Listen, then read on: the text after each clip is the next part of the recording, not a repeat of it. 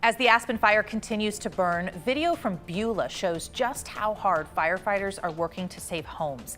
Paul Hinman shared this surveillance video from his house along North Creek Road. Shows the fire quickly moving toward his home, and then here come the firefighters, pulling the hoses, trying to save the property. And despite their heroic efforts, firefighters say at least 192 homes in Beulah have been destroyed this weekend. Good morning. Thank you so much for joining us. I'm Jennifer Meckles, and we want to start today with Weather Impact Team Meteorologist Jaden Knowles, because we talk so much about the forecast as it relates to firefighting, but also it's going to be really hot. Really hot. I'm telling you, I know a lot of people are from Colorado and they're probably used to the heat, but I'm telling you, it's going to be extremely hot out there. We're talking about flirting with the triple digits. And because of the elevation as well, I did a story on this just yesterday. Because of the elevation, there's a lack of oxygen, and it's quicker to get sunburned and just get dehydrated. So please just take the correct precautions that you need to take. But, I mean, you can see how warm it is so far. Your time now is 8:01, and temperatures are already in the 70s. 70 degrees here in downtown Denver, the upper 60s in Centennial. Look at temperatures across the high country, 40s and 50s. And today in the high country, we're going to see 90s and 80s. I'm talking about the upper 80s in the high country. The western slope, triple digits. 104 is what we're forecasting for Grand Junction. 78 degrees is your current temperature. Live radar, really not much going on. Matter of fact, I don't have a whole lot of precipitation in the forecast. Next 12 hours, though, we're going to get up to the upper 90s, potentially the triple digits. But what's in my forecast for the high today is 97 degrees, a very hot one. Later on in the show, we'll talk more in details about some slight rain chances further south and what you can expect as we head into your Sunday. Jenny? All right, Jaden, thank you. We have also learned the total number of buildings destroyed in the Aspen Acres fire has grown significantly. The federal team in charge of that firefight says 851 structures have been destroyed across Pueblo and Custer counties. The Pueblo County Sheriff's Office says more than 300 of those are homes. As of this morning, the fires burned more than 151 square miles. That's just about the size of Denver, slightly smaller. And crews have the Aspen Acres fire at 28% contained.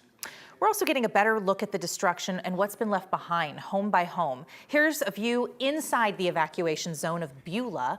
The area is just littered with the rubble of destroyed homes and cars. We've heard from local firefighters fighting this fire who have also lost their own homes, but still working. A reminder of what and who they are fighting for. We're Beulah strong. These people are going to come back in, and I know there are people we all have our differences, but when it comes to it, this community has always been a community that stands together through the biggest fights, and they will come back and they will stand and they will fight. The two U.S. senators from Colorado, Democrats Michael Bennet and John Hickenlooper, also toured that fire zone yesterday and reflected on the damage these past 2 weeks. I mean, this is obviously a tragedy for Beulah, an amazing example of resilience to see the volunteer firefighters fighting these blazes to save this town while their own houses were being destroyed. That is an incredible story of perseverance. So our job is to go back and beat on the walls and get the White House to loose, they made a lot of promises during the campaign that they would provide resources to rural America, and we're not seeing it when we need it. We've also learned 2 firefighters were hurt near Camp Jackson in the southwest region of the Aspen Acres fire. The operations section chief says one firefighter blew out his knee and another one had dehydration. They were both working to create fire breaks in rugged mountain terrain when they got hurt. We also want to show you a comparison of the scale of destruction in the Aspen Acres fire and what it's done in cities of Beulah, Pueblo, and Rye with satellite side-by-side images, which really help tell this story. Here's some before and after aerial images showing homes and neighborhoods, even wooded property before the Aspen Acres fire, and what those same areas look like now. Homes destroyed, leaving behind just the foundations, some debris, and really cities changed for the foreseeable future. Firefighters working these fires say they're also dealing with another problem, drones getting in their way. Licensed drone pilots are taught the FAA rules. That doesn't mean everyone follows them, and many are flying these without licensure. First responders who are working these big fires around Colorado have begged drone operators to stay away because they can't use their own aerial operations if a drone's up.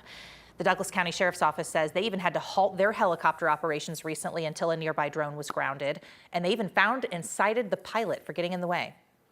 It delays the fire retardant that's being dropped or the water that's being dropped on the fires, and that's truly going to delay the potential life saving that we're doing or the property saving that we're trying to do.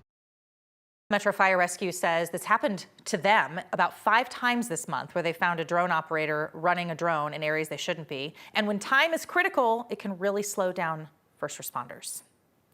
The Southern Colorado Wildfire Relief Fund has now been set up to help the hundreds of people who lost their homes and many others impacted by the Aspen Acres fire. 9 News viewers have raised $120,000 so far. Monthly donors to Next's Word of Thanks Fund will chip in another $40,000. If you'd like to be part of this massive support effort for our neighbors in Southern Colorado, you can scan this QR code on your screen right now, or you can text the word thanks to 303-871-1491. United Way of Southern Colorado set up this fund to help Coloradans in the short-term and the long-term recovery. We know those are both important. They're not taking out any fees or overhead. A group with ties to the Vatican prayed this week over a piece of land in Hudson, the site of a proposed ICE detention facility here in Colorado. And faith leaders say they wanted to stand with migrant families before this facility would ever open. It's a former correctional facility about 30 miles from Denver. Immigration advocates have warned that that rural location and the distance from the more walkable metro could create even more barriers for the families who are visiting loved ones and the advocates working to help or run oversight efforts.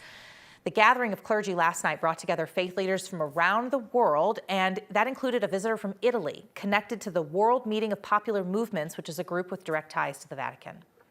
This platform is suggested by Pope Francis in 2014, and Pope Leo, the last October, meet the platform in the Vatican and say to us, okay, you go for in the world.